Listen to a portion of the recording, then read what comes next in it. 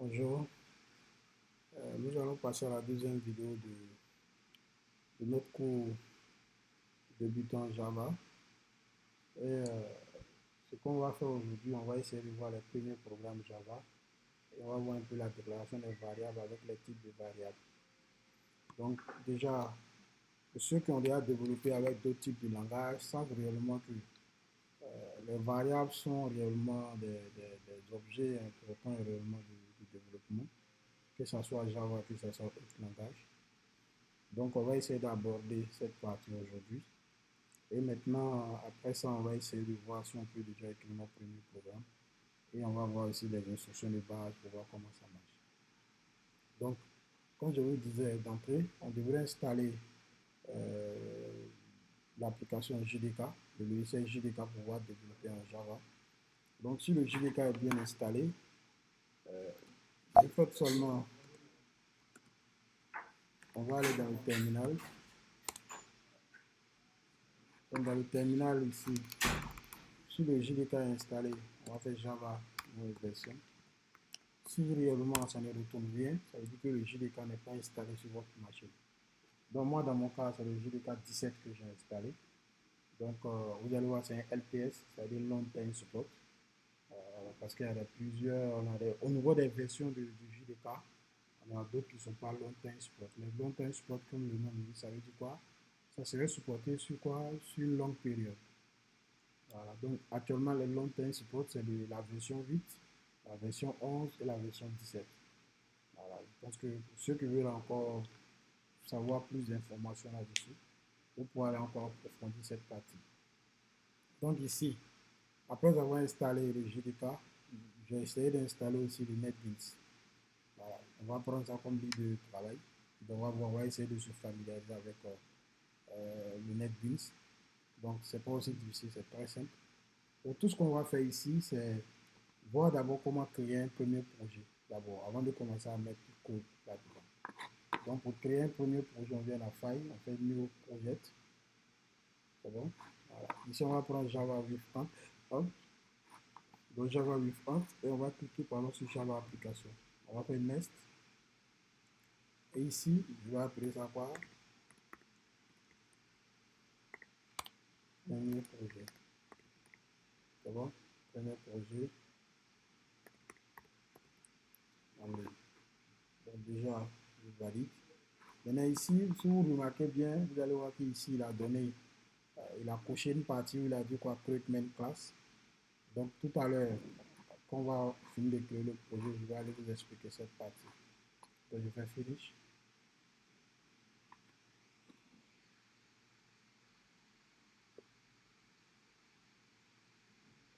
Ça me prend un peu de temps. Donc je pense qu'on est bon.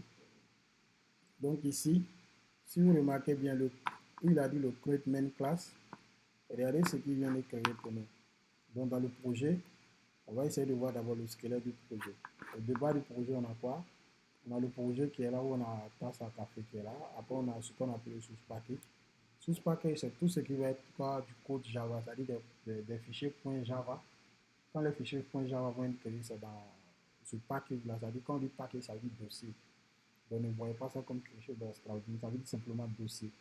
Donc c'est dans ce dossier-là que ça va être créé. Et dans ce dossier, on peut créer un sous-dossier là-dedans. Et c'est ce que le système a fait. C'est-à-dire qu'il a créé un sous-dossier qui a le même nom que mon projet. Et maintenant, il a créé quoi? Une classe là-dedans. C'est bon? Et dans cette classe-là, il a créé ce qu'on appelait la méthode main. Voilà. Donc, grâce à la méthode main va permettre vraiment à notre application, comme à notre classe-là, d'être appelée la classe principale. Pourquoi la classe principale? Parce qu'en réalité, quand on lance un programme Java, le programme Java va forcément commencer son exécution sur une classe et sur une classe dont on a une méthode main. C'est-à-dire, si dans la classe, il n'y a pas de méthode main, il ne pourra pas commencer son exécution là-bas. Donc, si on doit commencer son exécution, donc il faut forcément qu'on commence dans une classe où on a une méthode main là-dedans. Donc, c'est ce qu'on appelle la classe principale. C'est comme c'est la porte d'entrée réellement de quoi? De notre projet. Donc, on peut avoir plusieurs classes avec plusieurs méthodes main. Donc, c'est à toi de choisir comment dire, la classe où il y a la méthode main, comme par exemple la classe principale, ou bien la classe où on va débuter l'exécution de notre programme. Donc, c'est un peu ça. Donc vous voyez que sans plus tarder, si je dois par exemple lancer l'exécution de ça, je viens ici et je lance l'exécution.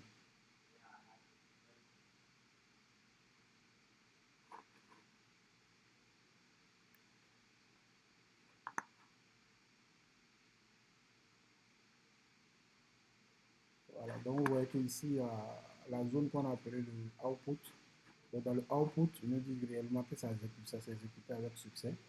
Voilà, donc quand il dit ça comme ça veut dire en réalité, il vient d'exécuter le contenu, mais il n'a rien, il n'a pas vu le code en tant que tel, donc du coup, il veut dire que réellement tout s'est bien passé.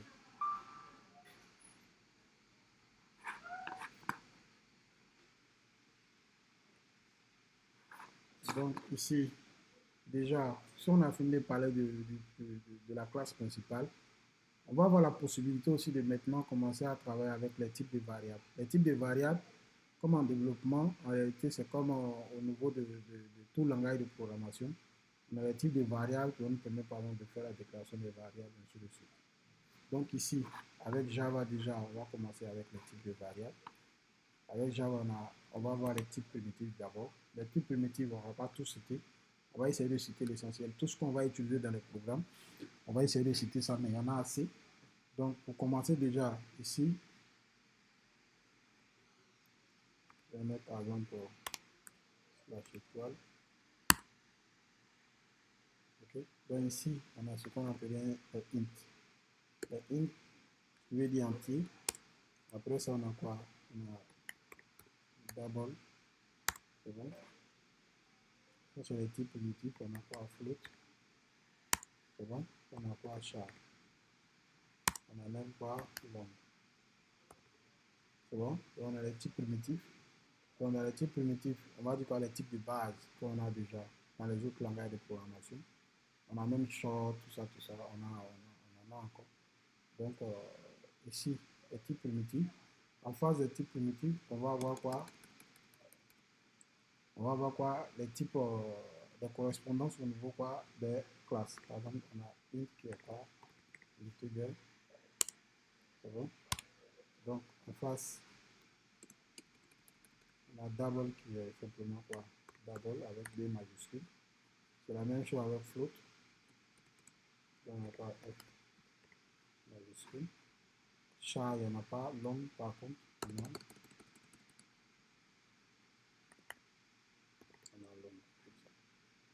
C'est bon? Donc, ici, dans les types, en phase des types primitifs, on a par exemple les types, par exemple, on peut dire complexes. Les types complexes-là, réellement, quand on met les types complexes, ça veut dire, en plus d'avoir la valeur, on pourra avoir des méthodes qui vont nous permettre réellement de pouvoir faire d'autres types d'opérations. Voilà, pour nous faciliter encore le travail. Donc, après ça, ici, je vais ajouter un autre type qu'on va beaucoup utiliser, et qui fait partie des types complexes. Ça serait par exemple le string. Voilà, qui veut dire chaîne de caractères. Donc, si on veut déclarer par exemple une chaîne de caractères, on va préférer utiliser par exemple le string pour pouvoir travailler avec. Donc ici, Java va essayer de faciliter, puisque on va dire que les chaînes de caractères sont beaucoup utilisées. Donc Java va essayer de faciliter l'utilisation des chaînes de caractères en créant un type complexe qu'on ne gère pas nous-mêmes, qu'on pourrait utiliser. Donc ça, c'est pour les types de données. Donc ici, pour déclarer un type de données, ça serait simple. Par exemple, si je dois déclarer un entier, je vais dire par exemple if A, je vais mettre par exemple nombre 1. C'est bon? Voilà. Donc nombre 1. Ok? Donc si c'était quoi? Un double, je vais dire par exemple double moyenne. Voilà. Donc vous voyez déjà la déclaration des variables. Donc ici, si je voulais par exemple déclarer un autre nombre, parce qu'ici on sait réellement qu'ils sont de même type, à cette fois-ci le nombre 2. Voilà. Donc vous voyez qu'il suffit seulement de mettre la virgule pour pouvoir séparer les déclarations des variables. Simplement. Donc vous voyez déjà au niveau des types de données, de la déclaration des variables, comment ça marche. Maintenant, si je devais déclarer une constante ici, il suffisait seulement d'appeler ça final. Final, par exemple, si je disais par exemple pi, c'est bon. Final double, je vais mettre par exemple pi. C'est bon, il aurait dit, il allait recevoir par exemple comme initialisation directement 3.14.8. Voilà, donc le final va nous permettre de faire tout ce qu'on appelait quoi des constantes. Voilà, donc ça veut dire au cours de l'exécution du programme, on ne pourra pas modifier la valeur de pi. Voilà, donc on fait une constante, on a vu qu'on a des variables, on a des constantes. Voilà, dans les langages de programmation, les variables et les constantes, je pense que c'est tout le monde comprend ça, mais je vais essayer d'expliquer un peu. On a par exemple une variable qui va être par exemple un objet dont la valeur est susceptible de changer au cours de l'exécution du programme. Donc, on va avoir une constante, c'est comment un objet dont la valeur ne peut pas changer au cours de l'exécution du programme. Donc, on voit un peu la différence donc, entre les deux objets. Donc, sans plus tarder, on va essayer d'arrêter cette vidéo, puis bon, voir si on peut continuer avec une troisième vidéo pour voir comment ça écrit des petits programmes sur le site. Mais je pense qu'ici, on peut déjà aborder le thème de comment afficher les données. Donc ici, en Java, pour afficher les données, on va utiliser ce qu'on appelle quoi? On va appeler système, system.out.print. Donc vous allez voir que ici, system.out.print va nous permettre d'afficher, comment dire, va nous permettre d'afficher, comment on appelle, va nous permettre d'écrire à l'écran. Voilà, va nous permettre d'écrire à l'écran. Dans notre cas ici, si on met pi directement, ça va nous permettre d'afficher la valeur de pi. Donc, si j'enregistre et que je relance, voilà, ça va nous permettre d'afficher la valeur de pi.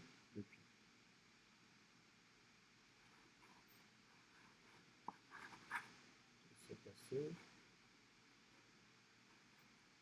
Là, je me dis réellement que ça ne passe pas. Je ne sais pas pourquoi. On passe ici. Ok, je vais concaténer le programme. Oui, je vais seconde.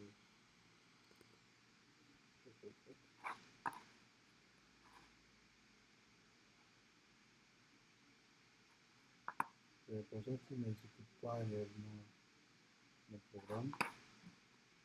Je ne sais pas pourquoi. Je vais essayer de le lancer directement ailleurs. Donc c'est la même chose. Je ne sais pas qu'est-ce qu'il y a comme problème. On regarde ensemble pour voir. Je vais essayer de nettoyer le console.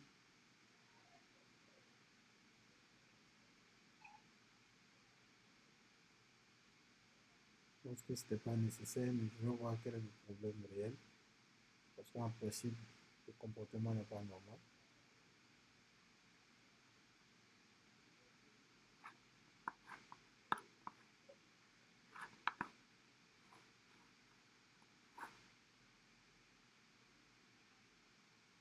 Voilà. Donc, apparemment, c'est que suffisait seulement de le mettre à jour.